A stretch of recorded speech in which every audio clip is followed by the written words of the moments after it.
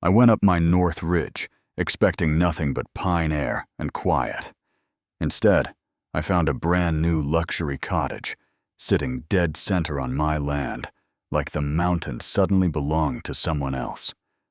By sundown, it was rubble, and the HOA president was screaming in the dirt that I was a criminal for tearing down her house.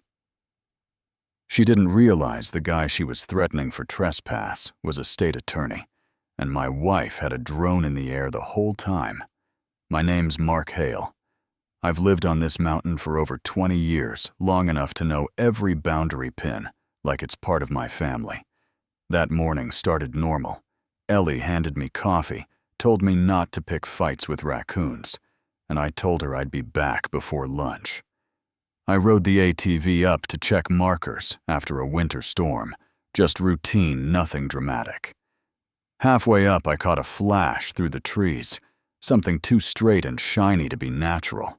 I killed the engine, listened, heard nothing, then walked forward, and the trees opened like a curtain. There it was. Wrap-around deck stone columns, floor-to-ceiling windows, fresh sawdust on the porch. It looked like a magazine cabin, and it looked like it had no business being there. For a few seconds, my brain tried to make it a misunderstanding. You know what I mean? Maybe I'm off trail. Maybe the line is closer than I remember. So I checked. GPS County GIA overlay my parcel pins. I checked again because I wanted to be wrong. I wasn't. The cottage was not near my boundary. It was well inside it, more than half a mile in. Someone didn't misread a map. Someone chose this spot.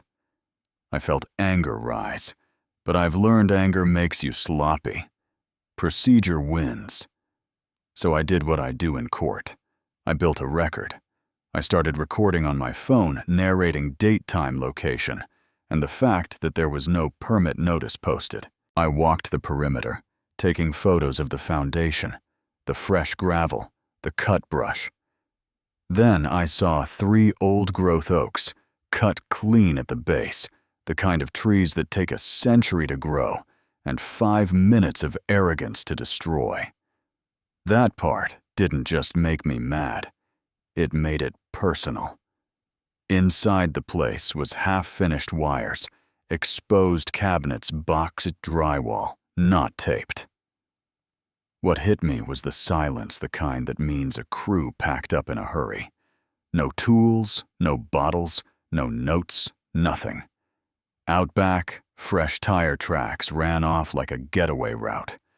Whoever built this expected someone to show up eventually.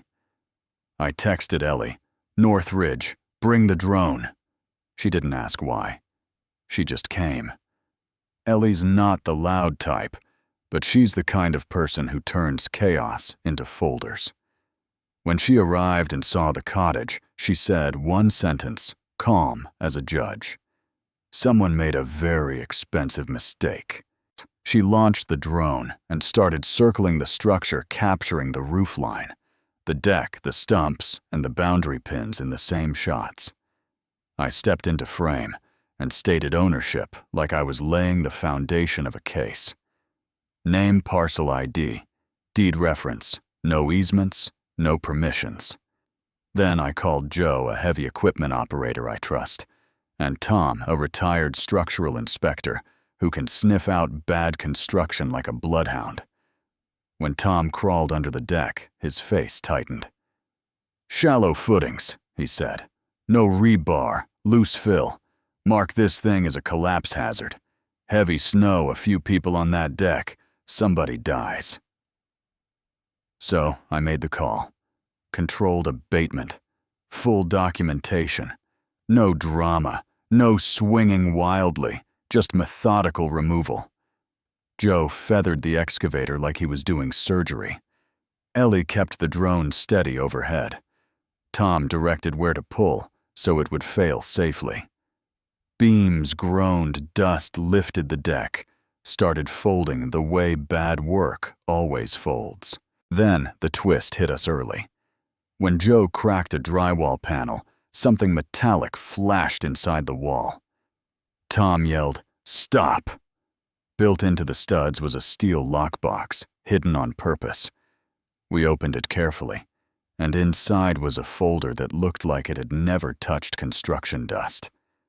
Blueprints, lot outlines, arrows, and a label that made my stomach go cold. Phase 2 HOA expansion. Not one cottage, multiple cabins, a road extension, and all of it drawn straight across my land, like my deed was a suggestion. That's when the Porsche showed up. A woman stepped out in heels that sank into pine needles, platinum bob sunglasses, the kind of confidence that usually comes from never facing consequences. She pointed at me and screamed, "What the hell do you think you're doing?" I took a slow sip of coffee and said, "Good afternoon. Are you lost?" She snapped back, "Lost. This is HOA property. We approved this. I'm the president." Ellie didn't even look up. "Your HOA stops half a mile downhill," she said. "You're outside your jurisdiction." The woman acted like the word jurisdiction was a personal insult. She threatened arrest, threatened lawsuits, shouted the cost like it was a weapon. $600,000. Then she did what bullies do when facts fail. She called muscle. "I'm calling the sheriff," she said, "and I'm calling my husband." Yeah, that happened. Minutes later, a black Tahoe roared up the trail, and her husband climbed out with 2 hired guys who looked paid to stand too close. One of them shoved me hard. My boot slid on gravel, and for a split second, I felt that old sting, that familiar moment when someone assumes you'll fold, because folding is what keeps their world easy. Joe dropped off the excavator like a door slamming shut. Tom stepped in front of me with a flat hand and said, "Steady." "Not happening." The scuffle lasted seconds. Joe locked one guy's arm, and the guy suddenly remembered pain is real. Tom pinned the other against a half-collapsed railing with calm efficiency. The husband swung at me, missed, and tripped into a pile of shingles. The HOA president shrieked, "He attacked my husband!" Ellie said deadpan, "He fell. I have it on 3 angles." And then Karen handed me the rope she'd hang herself with. She dug through her purse and shoved a contract into my chest, yelling, "Look! He signed this." The paper was pristine, and so was the lie. My signature was there, but it was flat, laser-printed. No ink pressure, no indentation. I held it up for the drone and said, "That signature is scanned from my recorded deed. This is not an original. This is forgery.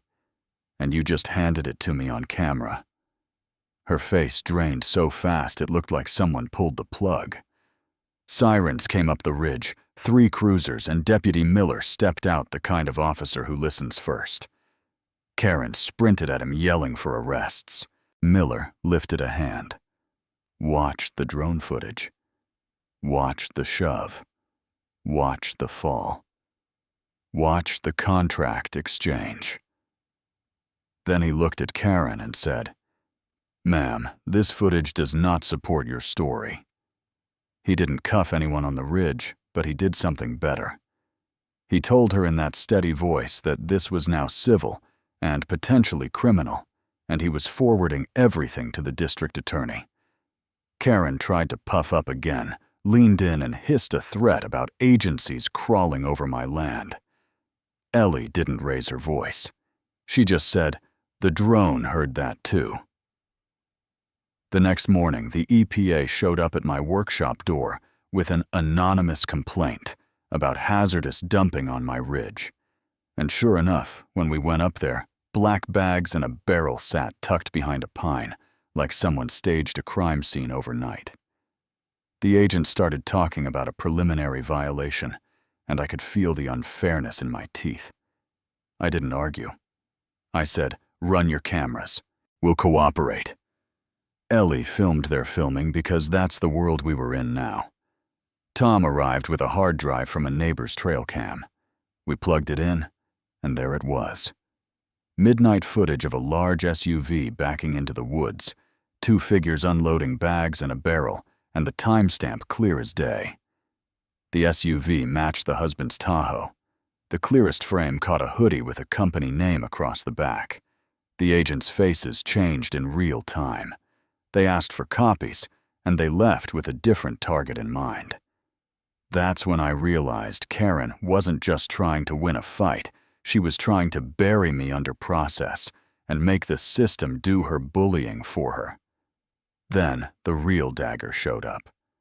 That evening, Ellie got an email from inside the HOA, a board member trying to save themselves. It was a messy chain, but it was devastating. Karen telling people to build anyway, not to worry about boundaries to use. HOA reserves to crush me in court, and a contractor confirming they were outside the HOA zone, but betting I wouldn't check the ridge often. Intent in black and white. The one thing judges care about more than anyone wants to admit. In court, Karen's attorney tried to paint her as a community visionary, and me as reckless destruction. The judge didn't buy the performance for long. Ellie ran our exhibits like a metronome. Deed and parcel overlays, drone footage, timber trespass, the shove, the fall, the forged contract, the EPA setup, the trail cam, then the HOA emails. I didn't need to shout. Truth doesn't panic. When I finished, the courtroom was so quiet you could hear someone breathe wrong. The judge removed her glasses and looked straight at Karen. She said she'd seen honest mistakes and negligence, but rarely a calculated attempt to weaponize the system against a private citizen. Then she dropped the hammer. Claims dismissed with prejudice, legal fees awarded, and the record referred to the district attorney for criminal review for forgery and false reporting. The gavel hit like a rifle shot. Karen's face collapsed. Her husband looked like he finally understood what consequences means when it's not happening to someone else. I wish I could tell you it felt like a victory parade. It didn't.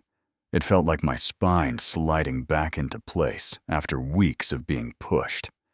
Outside the courthouse, Deputy Miller pulled me aside and said something that still sits in my chest. "Mark," he said, "we're seeing similar patterns with that contractor. This might not be isolated. And that's the part I can't shake, because if Karen was willing to do all this over one ridge, how many other people got bullied into surrender without a drone, without a Tom, without an Ellie, without the kind of stubbornness that files exhibits instead of giving up? Here's my question for you. If you found an unpermitted structure on your land, and an inspector said it was a collapse hazard, would you tear it down immediately? Or would you wait while the trespassers tried to lawyer you into accepting it?